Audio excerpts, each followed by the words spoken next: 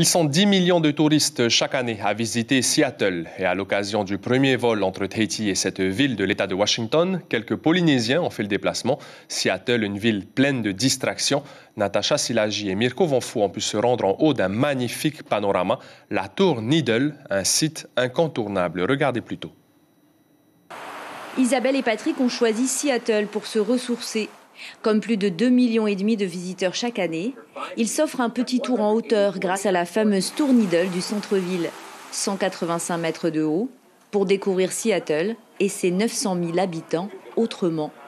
Le spectacle est toujours étonnant et donne un peu le vertige, mais le couple de retraités aime les sensations fortes.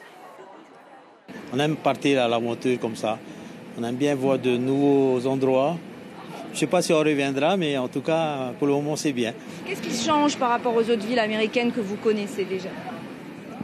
Il y a moins de foule déjà, c'est paisible, il y a la nature aussi, hein. On est à proximité de la mer quand même, il y a le lac, plus de verdure, quoi d'autre ? Bon, la différence, c'est tranquille, c'est une ville sportive, il y a beaucoup les jeunes. Il y a peu de personnes qui sont gros, comparé à Los Angeles, à Vegas, où on va régulièrement.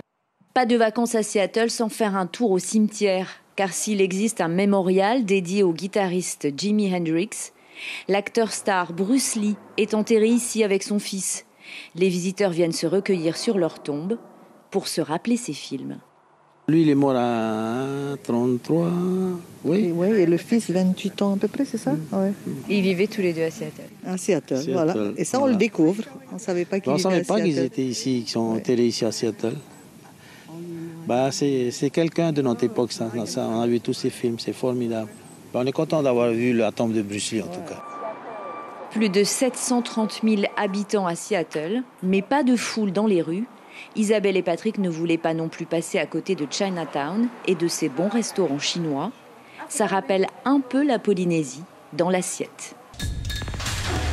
L'information en continu sur Polynésie la première, Internet et réseaux sociaux.